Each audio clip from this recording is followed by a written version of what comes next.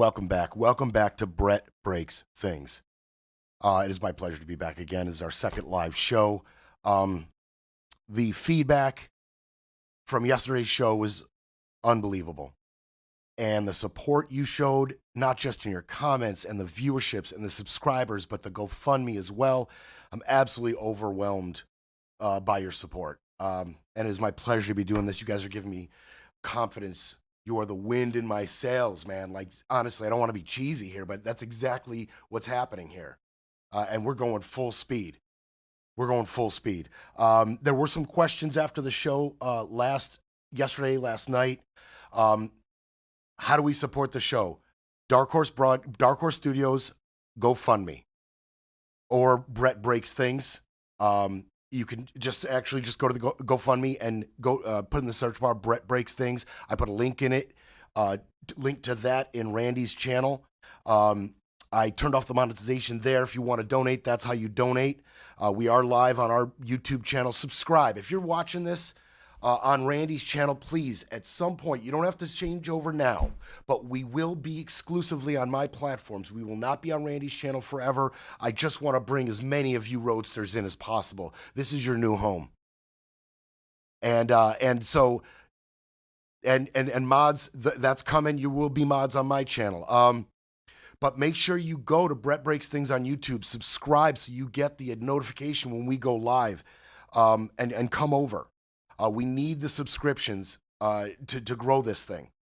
And so we are 12 p.m. Eastern live every day. Now, over the next couple weeks, we may take a couple days off here and there. We've got some stuff that's in flux over the summer. You got to understand that we started this thing with less than a month to get started, less than a month to kick off. And, Scott and I had things going on in our lives at the time, and some of it just can't get moved around. I'd hate to kibosh some of the momentum that we got going right now, but there will be a couple days off in the next couple weeks that we will be taking off, so I will keep you up to date on that.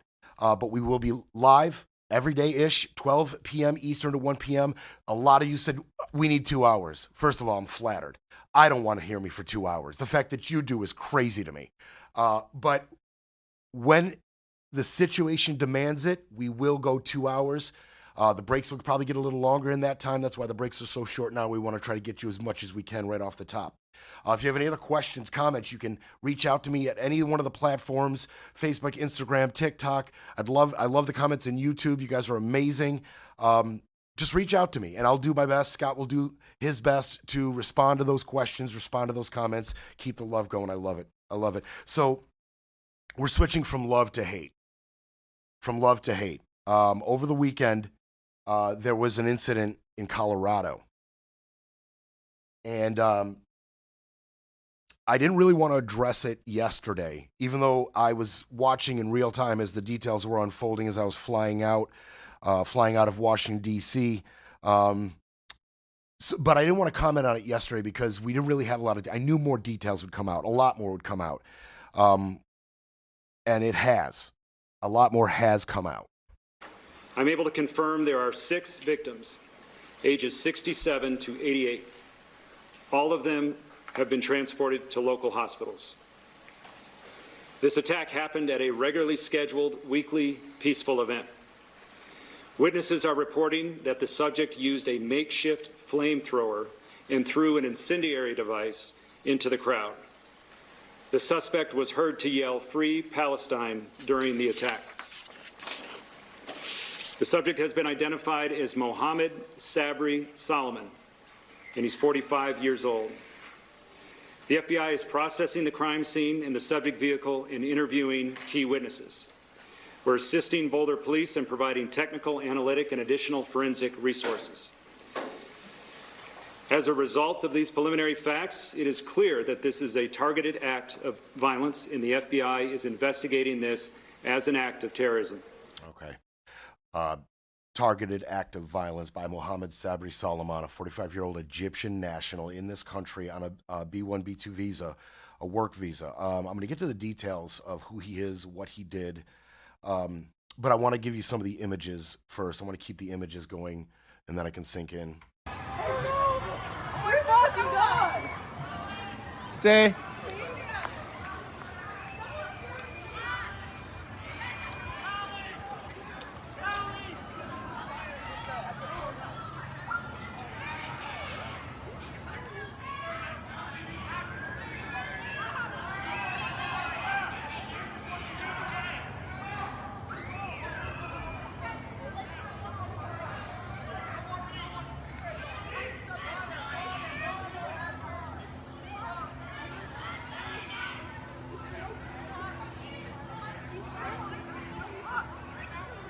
I just got yelled at by Scotty to move the lubriderm out of the shot. He hates it when I give you the behind the scenes stuff.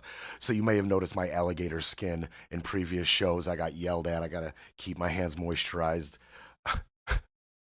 My hands look like a cracked desert. And I left the lubriderm in the shot. He yelled at me to move the lubriderm. Look, I like politics and I like talking to you. I don't like it that much. Everybody just calm down. The lubriderm is for my hands to be moist. That's it. All right, everybody just take it easy. That is images of the chaos that unfolded in this attack. He threw 2 Molotov cocktails at a group. The group was the Run for Their Lives, a pro-Israeli group that had a gathering there that they organized, and Sabri Solomon Mohammed, he tracked them down. He targeted them specifically, and this has been in the works for a while. I'm going to keep the images going. I'm going to show you who this guy is, ranting. I'm going to give you that. I'm going to give you the shots of him ranting after. Now, this is just after he threw the Molotov cocktails and that chaos you just saw unfolded. Get back, Mom. So 12 people were injured in that attack. 12 people were injured, ages 52 to 88. Including a Holocaust survivor, as if he hadn't been enough, as if a Holocaust survivor isn't a precious enough, entity in the world at this point. Obviously, they're all aging out, and to even have one at your gathering, regardless of politics, is a precious thing. He was attacked. Now the injuries range from minor to life-threatening, 2 in critical condition.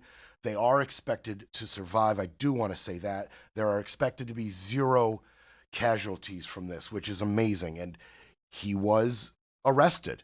Stay away. Stay away. He's right there. He's throwing Molotov cocktails right there.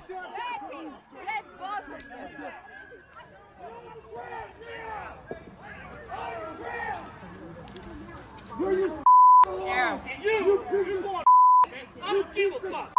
You don't antagonize You cause me. He's not. He didn't do anything. Chill. All right. So he was arrested. He's facing 1 federal hate crime charge, which carries a maximum life sentence. So he's facing 1 federal hate crime charge.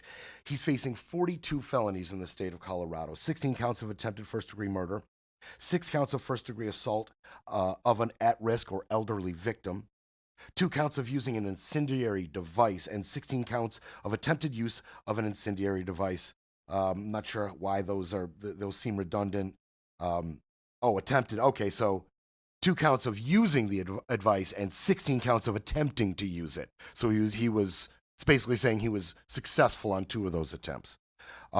He faces up to 384 years in prison. Sounds pretty reasonable to me.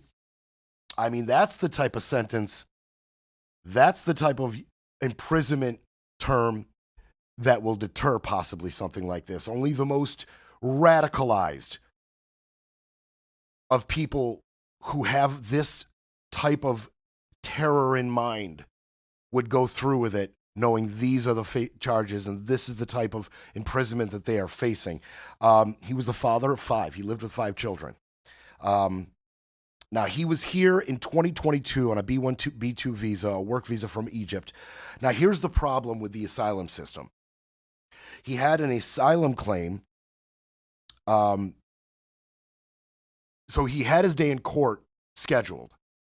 His visa itself expired in 2023, but because his case was still pending, he wasn't actively tracked down and kicked out. The reason his case was still pending, because the immigration courts are right now facing a 3.6 million case backlog.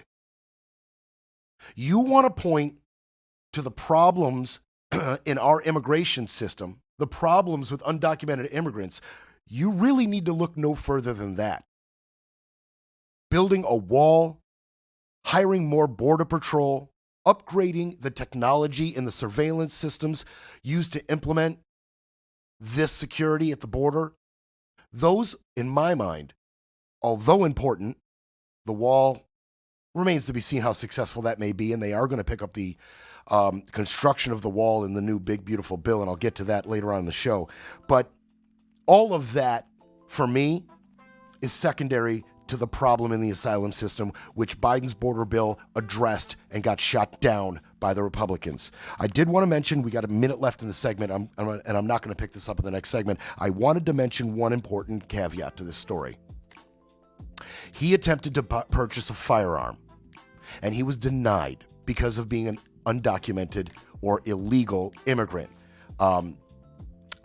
It is illegal for undocumented immigrants to purchase firearms there's a couple instances where they can, some hunting laws, but for the most part, cannot buy the gun. So he went to buy a gun and was denied. A gun law worked. How well did it work? I submit, instead of 12 injuries, we would have been facing 12 deaths or more. That was his plan. He had been planning this for a year. And his original plan involved a gun. He was not able to purchase that gun because of effective gun laws in this country. It's time for a quick break, then we break some more. You're listening to Brett Breaks Things.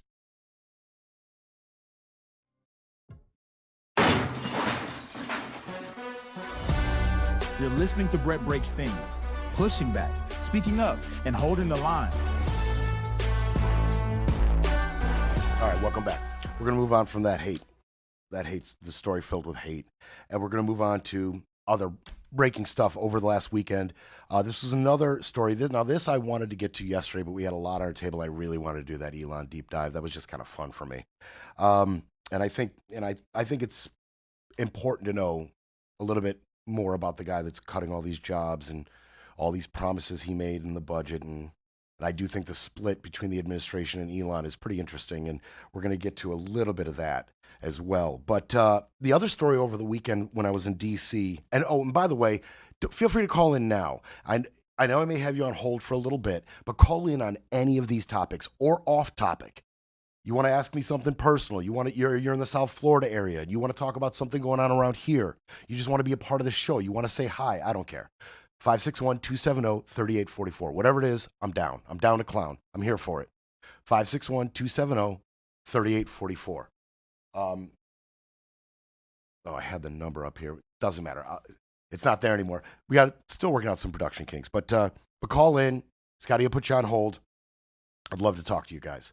And that's generally going to be saved for the fourth segment unless something a little more urgent forces me to the phone lines for whatever reason. But the Nippon Steel, the U.S. Steel deal, is what I wanted to get to. And I did want to get to it yesterday, but I'm going to get to it now. I got a few things to hit today, but I definitely wanted to mention this because I feel like the details of this, they matter.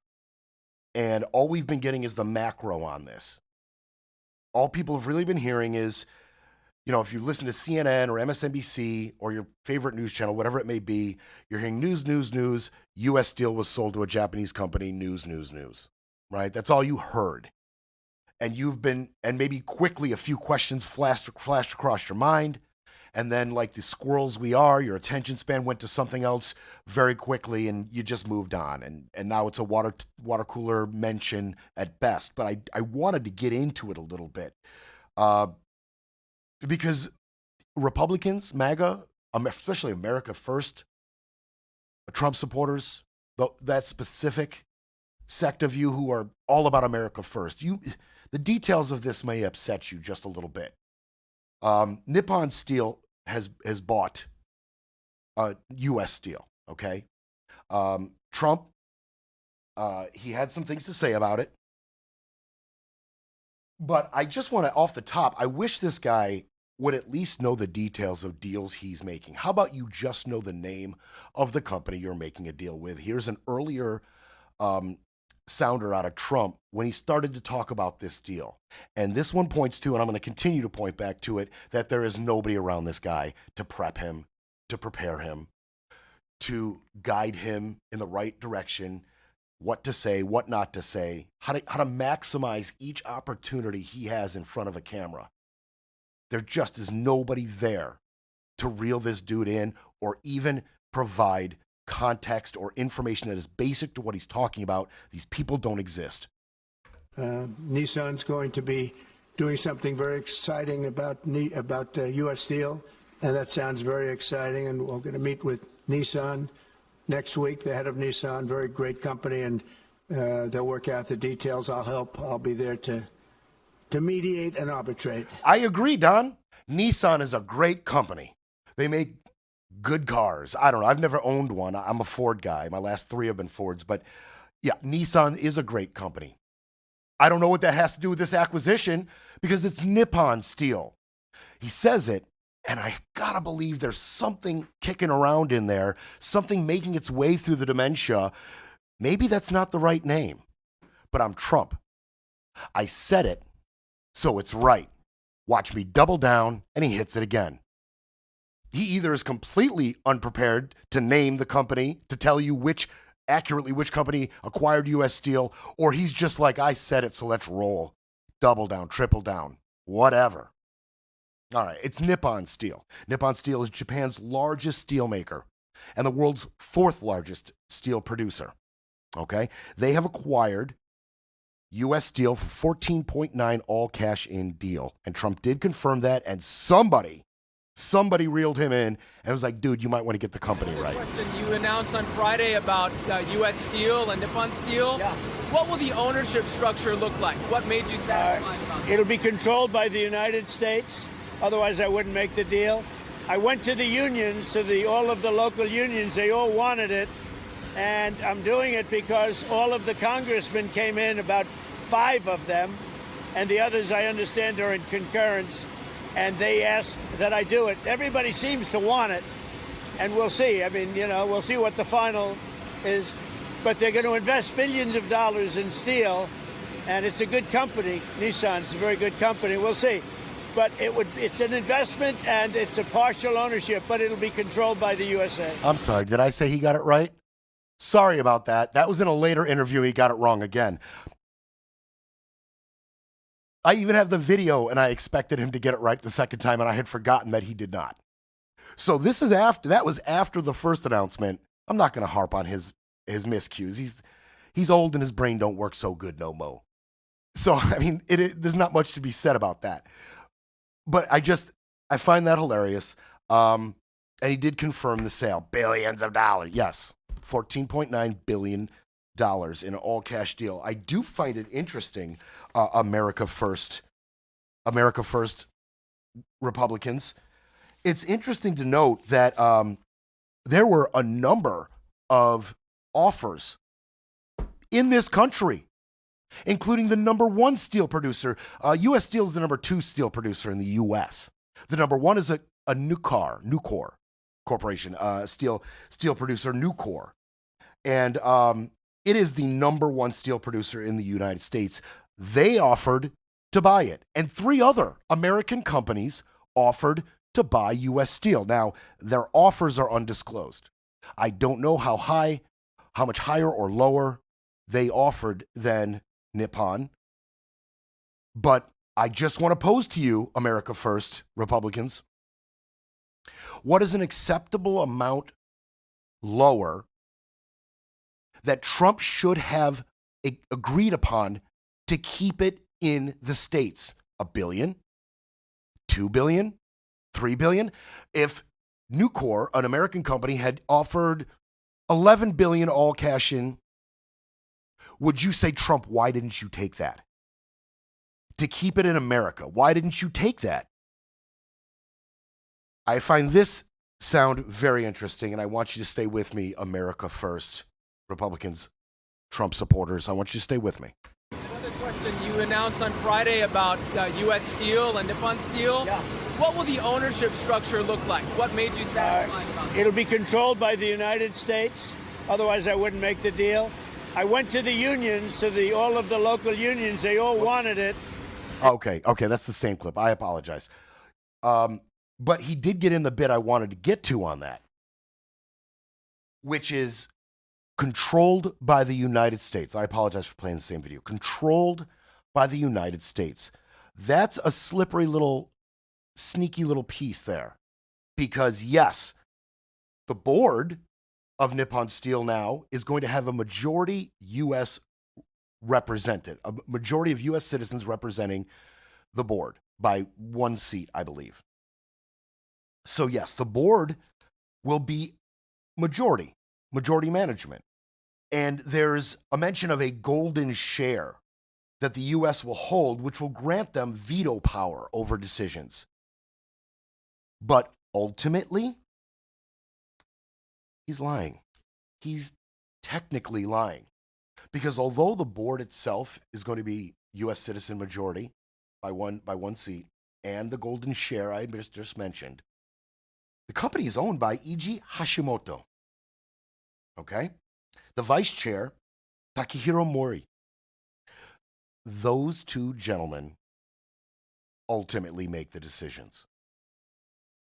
They have the power to override any decisions the board makes.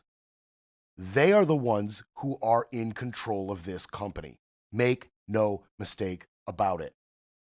Those two gentlemen, the buck stops with them. Okay? The board seats, the golden share, that is spin. That is for Americans' benefit. If you are one of the Americans who want to do a little bit of a deeper dive into this acquisition, hopefully you'll come up against that and stop digging, right? Oh, majority on the board. Trump's got our back. We can stop looking right here. We don't have to go into the details any further. Trump got our back once again. America first, baby. America. No. Mr. Hashimoto ultimately makes the decisions for that company. He is the CEO. Okay? President, CEO. And so this may or may not ever affect you and I, may not really affect steel prices, certainly not as much as this 25 to 50% tariff on steel will affect the prices, because that will affect it much more. And it's real funny about this. There were concerns over job security in this acquisition. There were concerns over security. There were security issues. And these issues were originally brought up by the Biden administration in 2023. He had this blocked in 2023. And guess who agreed with him at the time? Donald J. Trump. What changed, Don? What changed about the sale? And in terms of the sale, why didn't you keep it in America? You don't owe me that explanation. You owe the America First Republicans that explanation. Breaking politics, breaking narratives, breaking news. But first, we need a coffee break.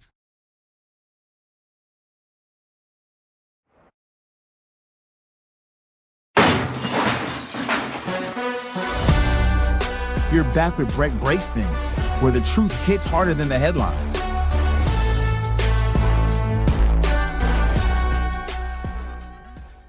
This is an incredible deal for American steelworkers, and it includes vital protections to ensure that all steelworkers will keep their jobs and all facilities in the United States will remain open and thriving. There will be no layoffs and no outsourcing whatsoever, and every U.S. steelworker will soon receive a well-deserved $5,000 bonus. That's very good. Thank you very much. That's great. That's important. For what you've gone through a lot. It's closing, it's not closing, it's opening, and you want to stay here. People say, well, we'll move to another place, or we'll do chips, or we'll do something like chips. Somehow you don't want to do chips. I'm looking at these giant guys with the giant arms. You're not going to like doing chips. Most importantly, U.S. Steel will continue to be controlled by the USA. Otherwise, I wouldn't have done the deal. I wouldn't have done it. Okay. And he went on to say, you factory workers, could you imagine working on chips with your big hands? Okay, all right. Clearly he doesn't understand how chips are made. He also mentioned the protection of jobs, which I found very ironic. Because in his first term, due to policy, due to tariffs on steel at the time,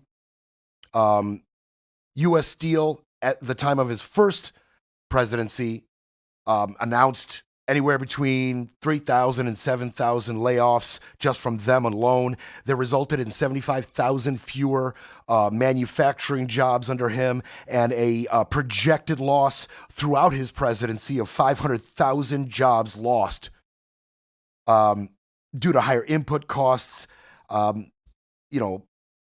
at different factors during his first term. So as he goes out there and says he's going to protect jobs, and they've been through a lot. Well, you put them through a lot. That's why they've been through a lot. You put them through a lot. So this deal did go through. I just wanted to play that last bit. I thought it was pretty funny, and he takes his shot at the Chips and Science Act. He just can't let it go. In the face of his administration's failures, it's always whataboutism. It's always but the Biden administration. But the Biden administration, when the Chips and Science Act was hailed universally as a great win for America, America's jobs, and the technology sector in this country, trying to bring back chip manufacturing to this country rather than the Asian sources of chip manufacturing, which we had previously relied on, creating thousands and thousands of jobs and possible revenue for the United States going forward, and actually putting America first. How ironic is that? So the presidential budget proposal came out. I forgot to put this graphic up. I forgot to put the graphic. I meant to put the graphic up while I read this, so I'm just going to try to read it real quick. And so in the face of his presidential budget proposal, he tweeted, now, the presidential budget proposal is the president's vision for the future, okay, outlined by this administration in terms of federal resources and how they should be spent. Okay, it's a required document. It's required from the administration, from the president, in facing the new fiscal year. It marks the official start of the congressional budget process. And, essentially, it's the president's roadmap for federal spending and revenue, and it sets the stage for the legislative process to follow. All right? It's the skeleton of his budget vision for 2026. Okay, so for next year. All right? It's the roadmap for where we're going to spend money. And I'm going to get into it. And I hope you are as offended by it as I am. And I hope you are as offended, once again, at the rapid fire lies out of this dude. He just lies and lies and lies. And again, I told you that one of the more important, where the value of this show may lie ultimately, one of the more outstanding values of this show, where it may lie, is digging into the lies in real time, where a CNN or an MSNBC or a CBS just does not have the time to sit and fact check all of his lies. But there was just so many and so much misleading information in this tweet that I felt, let's do it again. Let's do another round of debunking the lies, debunking the BS, fact checking the lies, what I promised to you I would do. I hope you find it as interesting as I do. I'm going to read you really quickly. I'm going to try to read quickly and accurately, and then I'm going to get into the fact check, okay? This was the tweet in the face of his presidential budget proposal. Passing the One Big Beautiful Bill is a historic opportunity to turn our country around after 4 disastrous years under Joe Biden. Can't let it go. He simply can't let it go. We will take a massive step to balancing our budget by enacting the largest mandatory spending cut ever, and Americans will get to keep more of their money with the largest tax cut ever, and no longer taxing tips on overtime and Social Security for seniors. Well, I'm going to get into the fact check on that little bit, but I find it funny that he didn't say, the biggest tax cut ever for my billionaire friends and my millionaire friends, because that part is accurate. For you, not so much. Something 80 million voters supported in November will unleash American energy by expediting permitting for energy and refilling the strategic petroleum reserve. It will make American air travel great again by purchasing the final air traffic control system. We will secure our skies from our adversaries by building the Golden Dome, and securing our border by building more of our wall. And they promised that, and they will do that. and supercharging the deportation of millions of criminal illegals Joe Biden allowed to walk right into the country. It will kick millions of illegals off Medicaid and make sure SNAP is focused on Americans only. It will also restore choice and affordability for car purchases by repealing Biden's EV mandate and all of the green new scam, tax credits, and spending. The One Big Beautiful bill also protects our beautiful children by stopping funding for sick sex changes for minors. With the Senate coming back to Washington today, I call on all of my Republican friends in the Senate and the House to work as fast as they can to get this bill to my desk before the 4th of July. Thank you for your attention to this matter. I can't fact check all of it. Even I, who is dedicating myself to fact checking all of it, cannot fact check all of it. Impossible. So I'm going to go to the big ones. The One Big Beautiful bill will balance the budget. We've gotten into this. No. The CBO, which I've talked about it before, and our press secretary claims is a fraud, and Mike Johnson claims is going to be accurate, or has claimed in the past that it was accurate when it fit his needs, and I have that sound. I can't wait to get to that. The CBO it's basically a political football getting kicked around. When it suits them, it's right, and when it doesn't, it's wrong. The CBO estimates anywhere between $2.3 and $3.1 trillion to the deficit over the next 10 years. So, false. It will not balance the budget. You are not Bill Clinton. You will never be as successful and effective as a Bill Clinton. You've proven that in the first term, and you're proving again in this term. You did not balance the budget. False. It will eliminate tax on Social Security for seniors and overtime pay for workers. You didn't have to say eliminate. You didn't have to say it will eliminate the taxes on Social Security, because it does not eliminate the taxes on Social Security. Seniors will get a $4,000 tax deduction. Great. Again, why can't you just take a dub? Why do you have to go all in? Why can't you just be honest and say we have a massive reduction in the taxes for Social Security on seniors? We are giving them $4,000 in deductions towards the taxes on Social Security. Why can't you just take the W? Why are you incapable of just taking the win? And it's because he's incapable of just simply telling the truth. Again, he is selling you a lemon, and you are a rube getting ready to buy your lemon. It's a lie. It will unleash... Oh, and by the way, as far as the overtime pay on taxes, so far, that has been completely untrue. So far, from what people who have fine-tooth combed through this, they find no legislation, nothing about eliminating the overtime taxes on the tax on overtime pay. There's nothing in there on it. Lie. It will unleash 80 million voters. Expecting to permit energy production. First of all, you received 74.2 million votes in 2022, and there is absolutely no evidence that anything in this portion of the bill will add to your voting base. Absolute speculation, just something he wanted to say. Also, U.S. crude oil production did increase quite a bit. In 2023 under Biden brought the U.S. production of oil to an all-time high in the final year of his administration. Not you, Biden.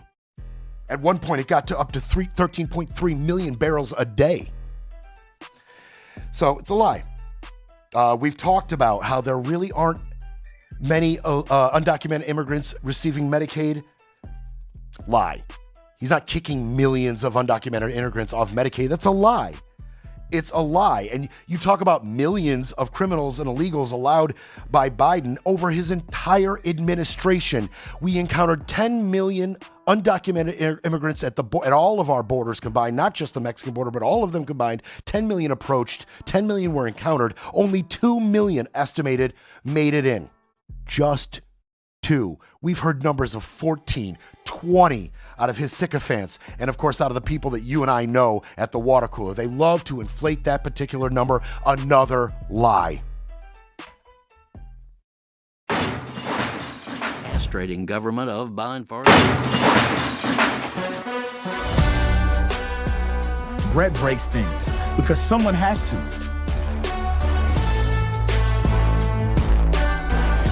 Okay, I'm going to continue to fact check the lies, debunk the BS. What I promised to do, I'm just going to finish up debunking his little tweet there. And then I'm going to get into some of the specifics in his budget proposal. And we'll see if any of it offends you. And then I'm going to get to the phone calls. We've got Ginger on hold. Anybody else who wants to call in and talk to me, 561-270-3844. Scott, I'll grab your call. I'd love to hear from you on this. And maybe you will have an opinion on this when I get to these budget proposals points. You may just be inspired to call in the next couple minutes.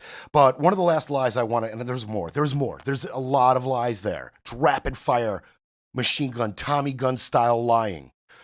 But I did want to mention one more lie. It protects children by stopping funding for sex changes for minors.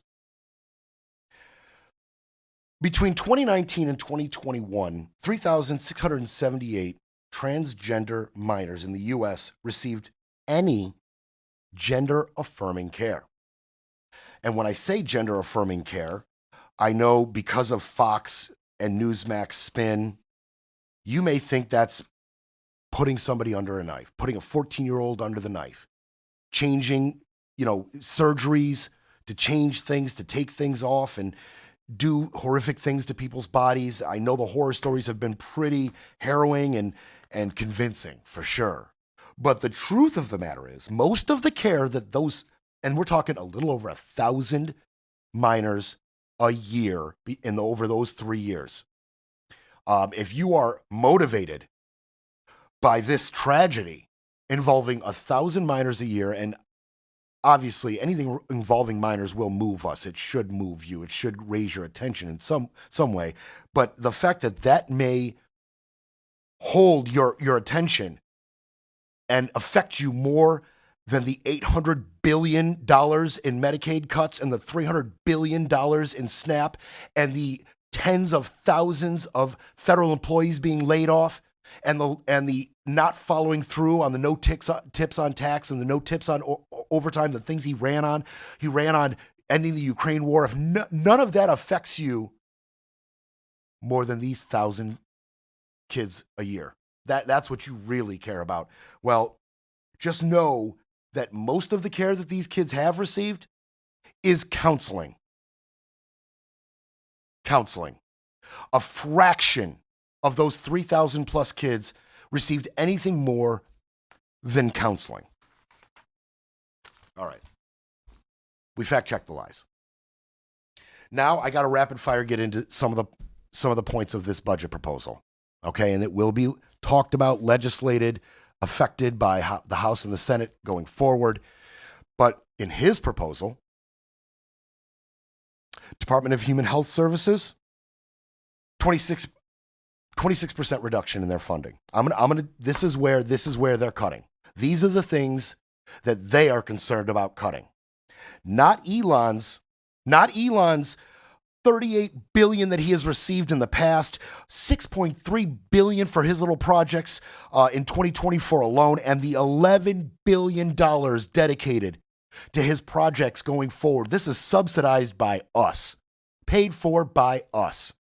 While, by the way, they cut the NASA budget by 24%. So just to be clear, America first, Republicans, the American agency, the NASA, the American-based agency to get us to the stars and propel us forward in space exploration and technology, they get 24% off their budget, while Elon gets billions and billions and billions of your dollars to pick up their work. The South African, who wasn't elected by anybody. Just want to keep that clear. Health and Human Services, 24% off.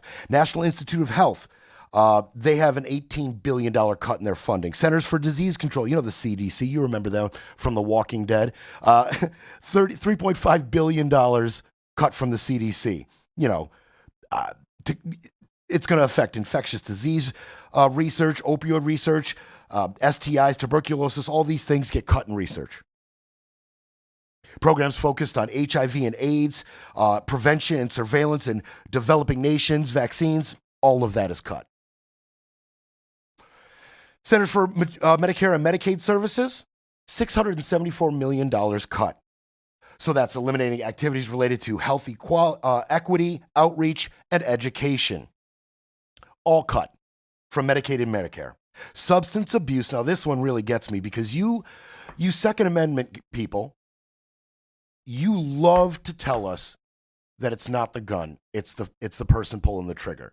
And we need to focus on fixing our kids and fixing the adults who have these problems, and you'll eliminate the problem. How would you fix those problems? I would think that investing in substance abuse education and outreach and mental health services would be a great way to go about implementing your solution to the gun violence in this country. What does Trump think about that? $1 billion cut from mental health services and substance abuse outreach. Do not tell me that this administration and Second Amendment Republicans, I don't want to hear any of you people who own an arsenal at your home. I don't want to hear your argument anymore about we need to fix the people. We need to address the mental health issues. Your dear leader is going the opposite direction. Just keep that in mind.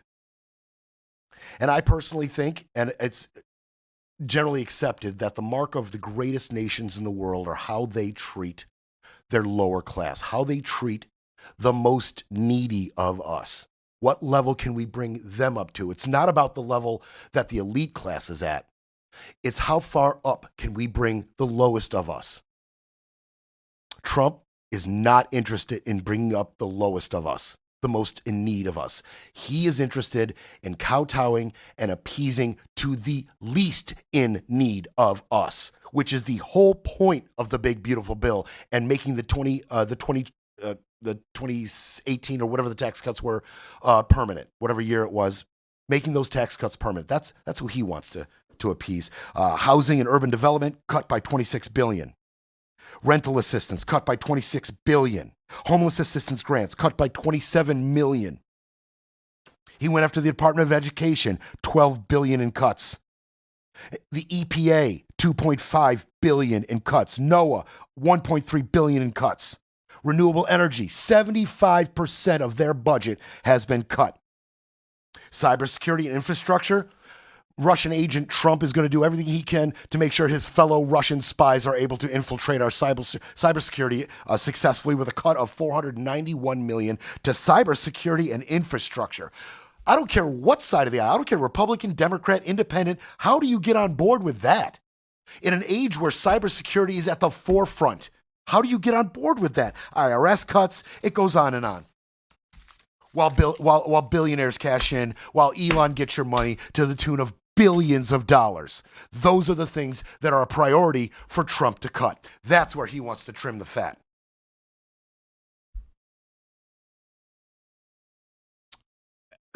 There's just so much to be offended there in my eyes. And again, a lot of this is subject to some change as it makes its way through the House and the Senate. Ginger. What's going on, Ginger? Sorry about that. Oh, sorry about that. There you go, Ginger.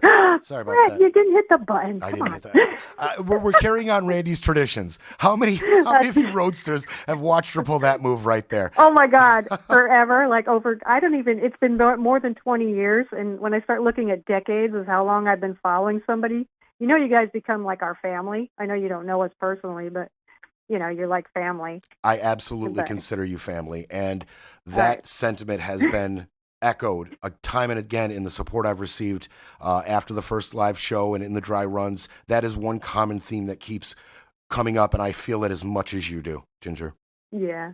Well, for those that don't know, I'm Falcao Farm, and I'm not a dude, okay? I don't know why everybody thinks I'm a dude. Not a dude. Not a bro either. But we were talking about the budget, and my sidebar group, because we're all VA employees, the VA employee budget request for 26 is for 455K employees for the VA. Currently, they're drawing us down by 83,000 to the 2019 level of 399,000 employees. Yes, I actually have the VA numbers floating around here. Yeah, that's like, really? that's the that's where Trump wants to focus. On the VA, on cutting VA services, cutting employees. I mean, I thought, how many, did you see how many were going to be cut? I thought it was a number like 83,000. 83. I thought it was 40 something. Thank you. 83,000. No, it's 83,000. Unbelievable. My department, I work fairly high up in the VA. My department has already lost 1,100 in the first round. And this current round, we just had farewell meeting last week. Oh my God. We've lost 11 people in the retirement section. People are retiring. Ginger, thank you for calling in. This VA thing especially gets to me, and I appreciate you calling at any time, Ginger. That's what's enough going to be enough. Suckers and losers didn't do it. Saying he doesn't like people captured like John McCain didn't do it.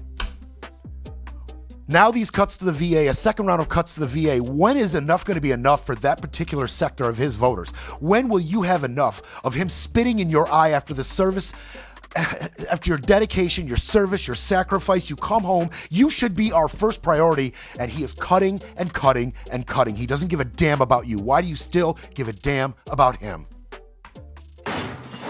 They'll try to repair the narrative, but Brett Breaks Things will be back tomorrow to break it all down.